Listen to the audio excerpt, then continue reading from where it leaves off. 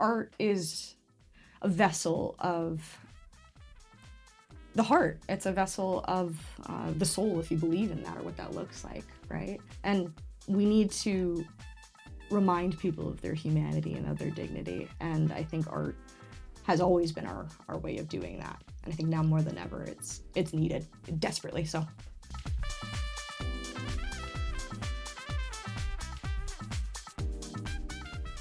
Welcome back to the Creative Chicago podcast. I'm your host, Jacob Badagliacco, and today, very excited to have on Erin Bonham. Yes, hello. Yes, theater artist, actress, and professional dungeon master. Yes, I am a professional dungeon master. That's always the kicker at the end. Whenever people are like, "You professional dungeon master? What is that? What does that mean? What is that?"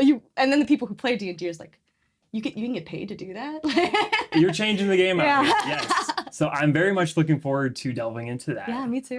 It's going to be cool. We connected fairly recently. It was, I think, March of this year when we were shooting a little short documentary on you, actually. Yes. Very fun to shoot the interview for that. And it was actually through that project when you were responding to the interview questions kind of got me interested in having you on a podcast, just like learning more about like your thinking in terms of like how you approach art, the creative process and all that stuff. So that kind of like led us here to where we are today. Yeah, absolutely. Yeah, to be honest with you, I'm so excited to be here. And it was such a like rewarding experience to kind of, doing a documentary, especially in like my own home and having like a big group of people. It was a really rewarding experience just to be able to talk with fellow artists of different trades and respects. And I don't know, I'm just like, I love that kind of stuff.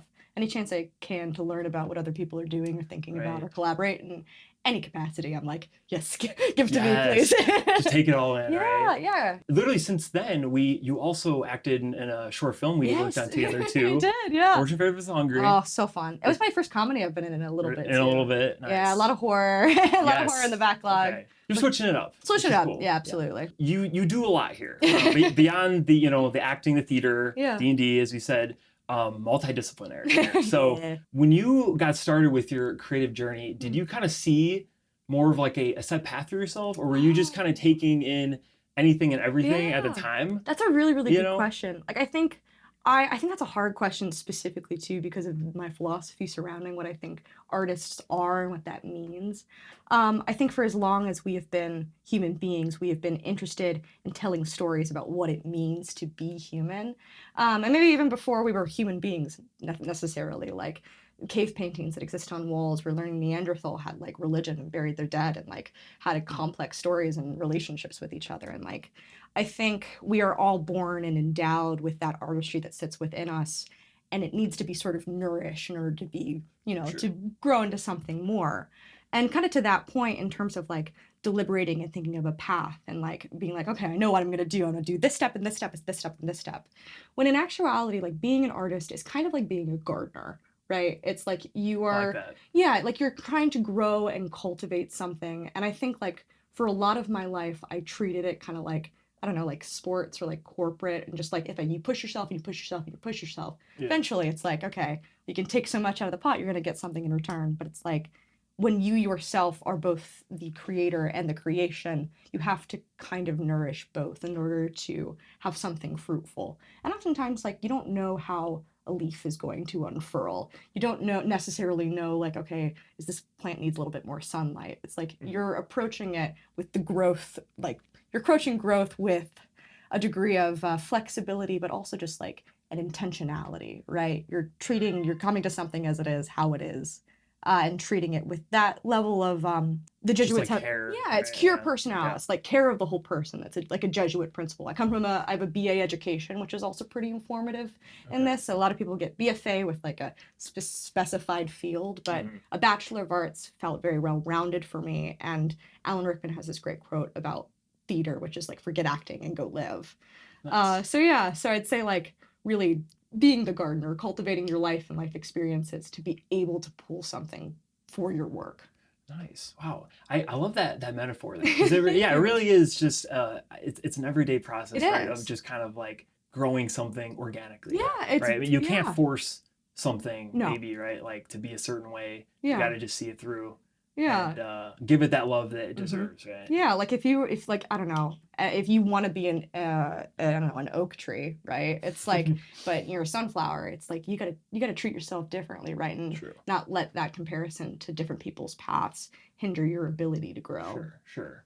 So then with your journey, it sounds like then, through acting and theater, that's kind of your means of engaging in the Yeah. storytelling process, right? Yeah. Like that is your Bread and butter. calling. Yeah. Right? That's okay. Yeah, Okay. absolutely. Yeah, vocational feels very like the word for it. Like I think it was really hard for me in determining like, okay, like I don't know, I think I always really did want to pursue theater because I've always been very interested in the multifacetedness of the human condition. When I get to play a role, like I think about I in college had a callback for the role of Catherine from Proof, and it's a show about fathers and daughters in grief, but also about math and mathematicians and like the relationship between mathematics and also this like daughter of a Northwestern professor, and like you have to be able to understand a little bit about the foundations of math and what proofs are in order to give that story justice.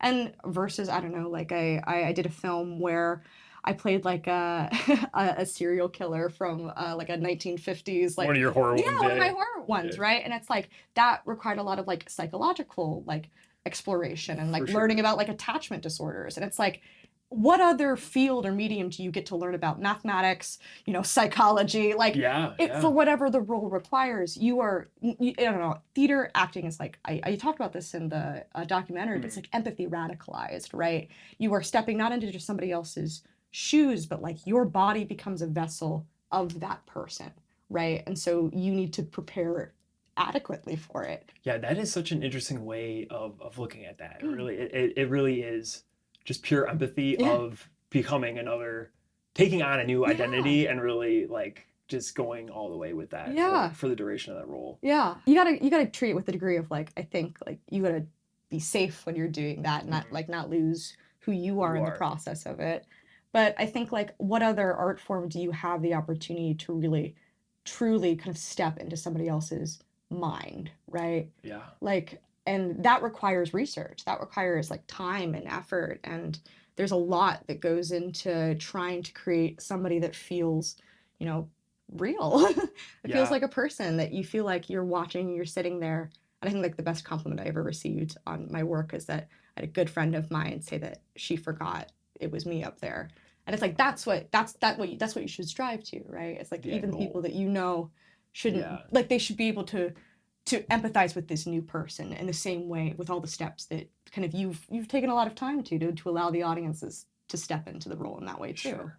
As you've mentioned, like that's your vocation. Like between like theater and acting though, are they similar enough where it's like you're doing the same thing at the end of the day, right? Yeah, I think like I use, to be honest with you, I use theater and acting pretty interchangeably, but I probably shouldn't, because I just think like I studied acting in college, and I studied like theater in college, and I think when I think about an art form that like exists, I keep using this word and I keep coming back to it, that is again like so multifaceted. It's like when you're in an art form or like when you're doing acting or theater that you were delving into so much specificity, it's really hard to like, I don't know, the way that I talk as a director, I talk as an actor.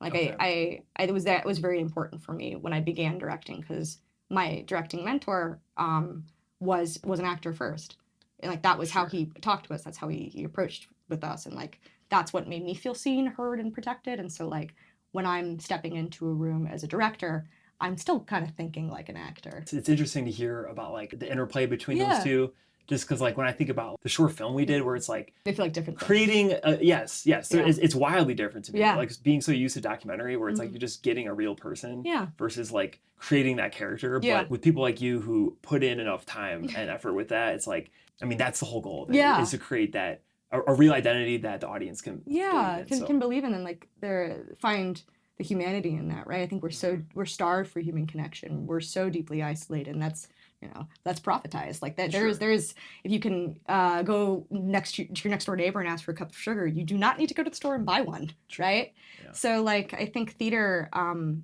like acting especially is an art form that requires community and requires people to function and exist.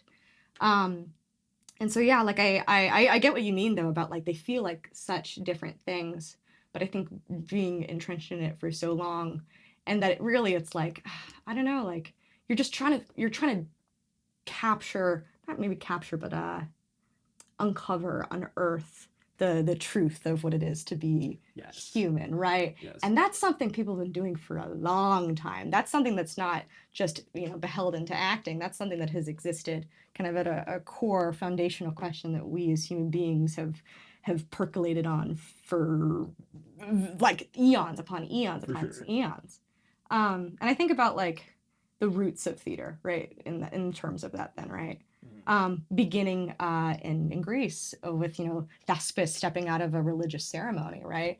To think about how theater's origins come from this place of belief and security within community and ritual and orthopraxic practice, right?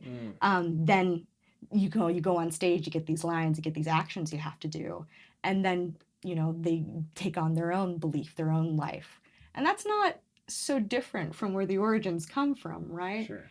And if we think about like the history of religion, the history of like theater and storytelling, like that, you get into kind of a Theseus ship with it, right? It's like, okay, well, what's theater, what's performance, what's like genuineness versus truth, like how do you play pretend with truth, like when you really back it up, yeah, right? like you really try to look at it, it's like, okay, how does this start, how do we like begin to break down the parameters or the barriers of like, okay, this is theater and this isn't theater, and this is acting and this is not acting, yeah. this is art and this is not art.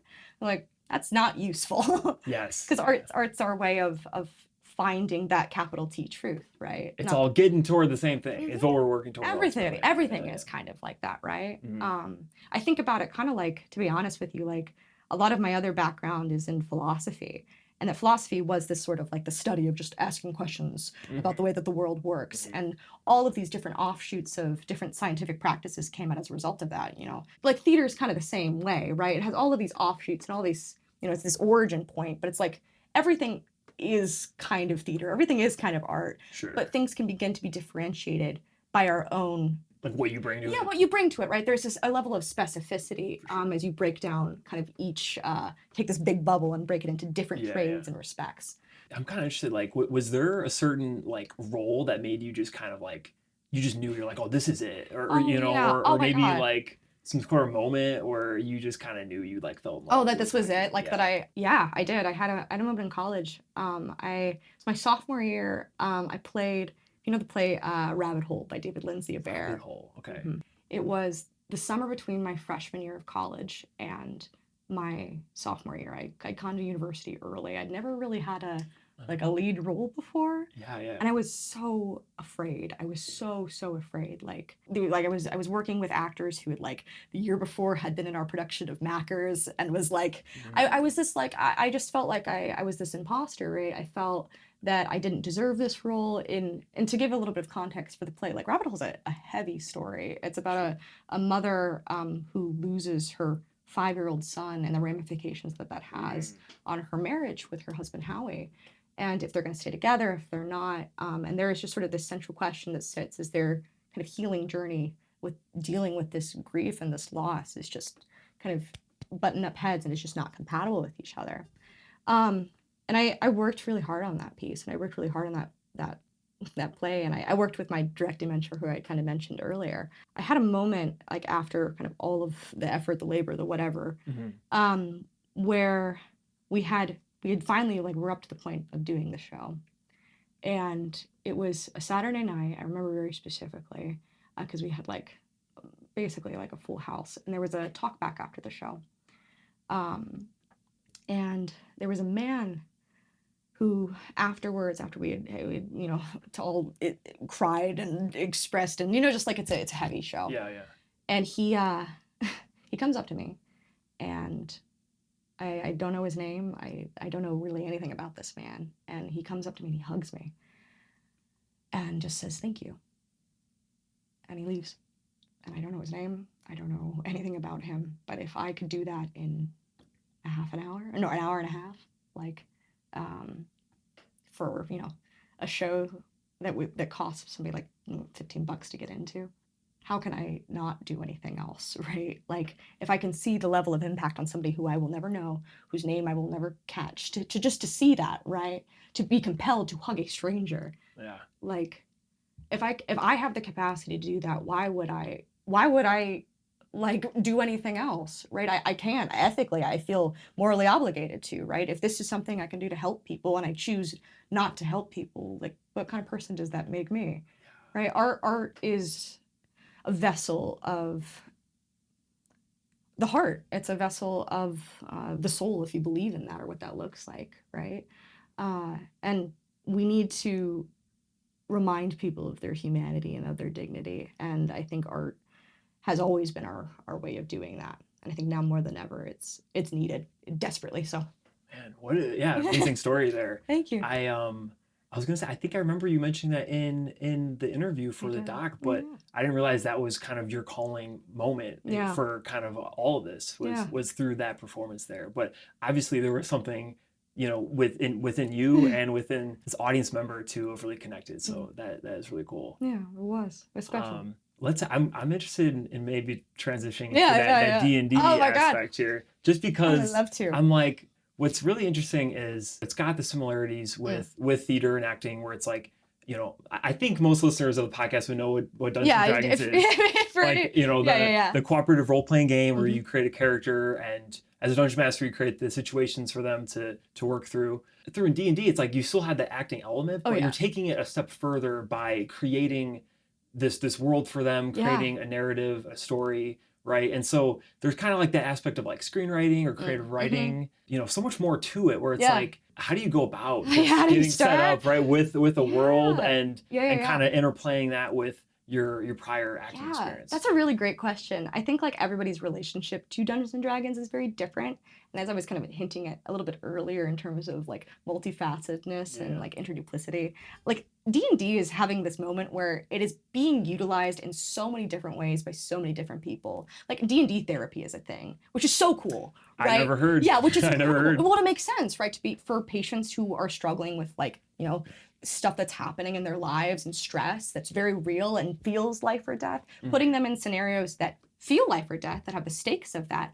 But ultimately, what happens if you roll a die and you roll a natural one? You don't actually die. It's a game. It's a game, right? But it allows people to be able to test themselves and to exist within parameters for that. It has a tremendous capacity for healing in the same way that I think theater and art does. And that's my approach to it. A ton of people have, it is a canvas that is so wide that invites so many people of so many different trades, and there's so much to love about it. But what I love about the game is that audience and actor are one and the same. I talked about that in the documentary a little bit with you, but it's like, it truly is that. It's like there is a further degree of vulnerability and being, you know, in being invited to be a participant in the story, right? And so how I kind of started was I do kind of tend to think of it in terms of like, it's like directing improv, right? It's like you're setting up the stakes and the environment and the circumstances, but you're always thinking about like, okay, what are the more interesting points of dramatic tension that I can bring to this scene that's built around the characters? Because like that's my approach when I'm acting in general, is like I'm trying to like, how much of this internal world can I flesh out and try to understand and kind of build from. And so being able to like sit down with each of my players and be like, okay, what are the things that make you tick? What are the things that you care about? And how do I put them in direct conflict with other party members? Or within the world, and make them challenge their values or ideas. Like in my current game, it's so much fun. We get to play with it. It's an all-femme table, all-femme and non-binary table, which is just very, it's a really cool experience, especially having experienced a lot of misogyny of my own in the game. And I know that many feminine presenting people have felt similarly. And so, but one of my players, she's getting to explore the intersections between like her faith and religion, and like her faith does not allow divorce, while she at the same time is having she has a very toxic marriage and is discovering her own power that she's a little gnome cleric. I love it. Her name's Pretty Pineguard, was once Thornmouse. Nice. But yeah, like, I mean, like those are stories that you can tell in D&D. And honestly, they get to evolve with the other player at the table. And sometimes things happen in game and the dice tell their own story that exists as this, this this thing of chance, right? Of this, like, are you going to succeed or are you going to fail? Randomness. The random, yeah, this like just to be able to plop into a world. And my favorite experience is really like like you can set up things, you can create things and characters, but when you can let go of the reins of control of like, oh, that's not how I wanted that to go, or that's not what I wanted, that's when it really begins to take its own life, right? For like sure. it becomes its own thing. Like everybody is breathing into this creation, and suddenly it's not just yours, it's owned collectively by the people at the table. Thing, yeah. Mm-hmm. Yeah. You got to treat it like that. I was just gonna say, I love that you base kind of like the overall like narrative that you're building, like based off of the player characters that you have involved, because it's like that's your way of putting them like in confrontation with their conflicts, right? Yes. It goes back to just creative writing. Yeah, right? It is. Yeah, you're putting it in like a live situation. In a live situation, it's like, how many Chekhov guns can I set and then let other people, like, That's great. Yeah. It's honestly like it's being a literally lazy screenwriter, right? Because it's like you set up all the problems, and then they got to figure. Yeah, it's like, I don't know, you guys are gonna solve this, whatever, and like that's how the world is, right? There's a ton of like just problems that we exist with that I will often utilize D&D as a way of like processing my own experiences of. I know I have other DMs who've done similarly, and the way that we like think about the world, it's reflections of it. Like a big theme in my home game right now is war. Like that's the main war. Like that's the main theme of the campaign. And so like I read a lot, and like that's another big thing I'd say. If you want to DM, like you have got to be an artist of the world, right? And that's why I think theater really suited me to that, because going kind of harkening back, it's like I know weird stuff about math because of proof, right? Or like stuff like that, right? It's like I read Mother Courage and Her Children as a preparation for like going into the campaign and like the ramifications of what war can have on families. And obviously, like we look at the world right now and all of the carnage and pain and suffering that people all over the world are witnessing, and that we are witnessing on our phones, that we continue to be desensitized to. And it's like you can't be desensitized to that stuff, and which is going to sound terrible, but like in D&D, because like you have to decide, are you going to watch that woman and her children suffer as a result of some governments that can't get along? Are you going to be a participant in that? Are you going to be a hero and save that person? Okay, so you've done that in game, the table's over, you've gone home. How can you not do anything now that you are existing in the real world? Are you going to be a hero when it actually counts, when it actually matters? You would hope, it's like they would feel maybe like agency to maybe make choices that go beyond the game into your own life. Yeah, I think it's a way of just thinking about bigger things in general. We had talked a little bit kind of before the podcast started too about like how we were like, it's time to kind of maybe take the reins more with like Dungeons and Dragons, kind of maybe grabbing it from like the corporate side. Oh yeah. And I guess I'm interested in how that relates to, I would think people would like see Dungeons and Dragons as maybe something more of like a hobby. You've taken us up further and kind of like, you're starting to take this on more like, professionally right? Along with your other stuff. So how does that interrelate with like how you see maybe the future of the game and kind of like maybe just how it changed your own experience with it, like as something fun versus now. So now it's something that I do for my job and helps me pay bills. Does that affect the way that that my art works? Oh my God, yeah. Every artist has that experience. And it's like, it really is that like, okay, how much of like the real reason, to be honest with you, like this is kind of like a little, I really just wanted to run another campaign. I wanted other people to have, I wanted to be able to run kind of my dream campaign where I was able to really like, I could draw art for my players, and like I could spend weeks on lore, and I could, I could do all of these things that were hinders before because of, you can't do that stuff. Time, like you can't do that stuff for free. Unfortunately, I wish I could. To be able to do it, professionally now, though, means that I can take all these chops and all these things that I've wanted to do for so long and I've dreamed of being able to do. And now I have the capacity to be able to do it. There is something to be said in terms of like corporatization, really like trying to, they found D&D and it's like, okay, how much of this can I like suck dry for all it is worth? And like I see that with like, the D&D Beyond, and like nobody actually gets to own their source books anymore. The wreckage this has had on like local game stores and these like bastions of community for TTRPGs.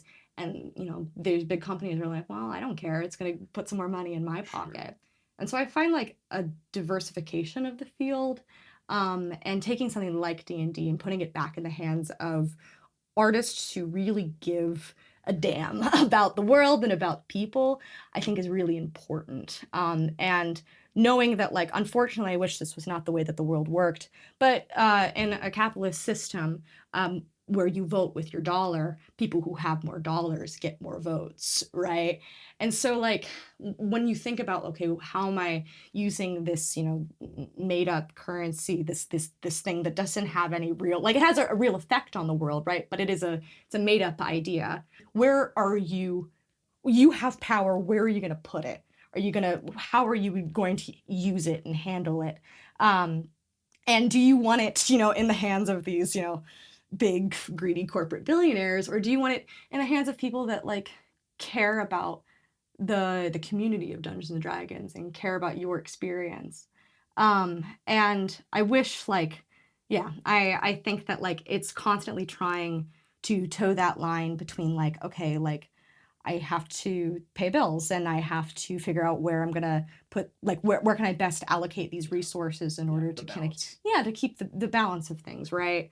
But honestly, like, opening up my games to be professional and figuring out that people really had an interest in them has opened doors for me, to be able to kind of create my dream campaign that I'm very excited to be able to share with the world later this fall, for a podcast in the works. Very So exciting. yeah. Wow. Early kind of announcement of a Yeah, very, very, project very here. early. Yeah. We got things that are still recording, up. things from backlog, but this Nice. is the first sort of public announcement of it. Nice. The situation with kind of D&D and maybe the corporatization that's undergoing, obviously it's like a little kind of a microcosm of a lot of other situations, right? I was unaware of maybe the impact on, like, the games industry and kind of what's underway with all of that and stuff. But I guess for people who are not aware, like, how long does one game last? Right? So that's something I'm not really aware. Yeah. When you say you want to do your dream campaign, like, is this campaigns are years? This is a long-term project. Yeah, so when you have like, people who are coming to, they're like, I want to sign up for this. Like, they're committing. Oh yeah. They're committing. Yeah. In the process of, like, this specific, like, my first, like, real professional campaign, it took me like a year of just development of working with people. And, like, prep. Oh my God, yeah. Like, I originally had gone through a third-party kind of platform that had, like, it was the first time I realized that people could DM professionally, which was like, oh, that's really cool and that's really exciting. But as kind of, owners changed, it became more corporatized. I was like, I have a degree, I also have a PR degree that allows me to be able to, like, build a strategic communications campaign and marketing campaign and get people connected. Like, I've got my own network of people that are interested, and so why am I using this, like, platform to get me connected with people when I can just be out on the ground asking people if they're interested? And honestly, like, how it grew and evolved was a combination between reaching out to my own kind of base on my Instagram, and word of mouth. And ultimately, what that kind of looked like was it was ended up being really, really perfect, because every player got brought on pretty slowly till we had kind of our four. And what that kind of meant, though, is that I really got the time to sit down with each player and be like, okay, what's kind of the character that you're thinking? Like, I remember I had a Discord call with one of my players where we talked about the intersection between they're playing a character that is all about facilitated communication. Okay. And what that looks like not having your own voice or ability to be able to communicate, as also, like, a magic user in relationship to magic and such. And so, like, that was something, initially we kind of had that idea, and it evolved over a conversation about, like, 3 to 4 hours over several weeks. Like we would have 3 to 4 hour conversations over several weeks.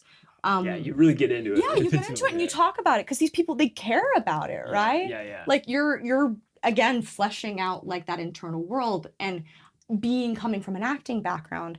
I'm working with people that don't really, like, aren't really coming from a theatrical realm. For sure. And seeing the way that they are already, like, they were already so interesting and complex before they kind of were sent out to the dogs to play. And now that, it's kind of up on its feet, we're seeing the party interactions, and the way these people's stories are intersecting and interlocking. Cool. God, Yeah. it's so cool. Yeah. And honestly, like some things I do plan and I work very hard on.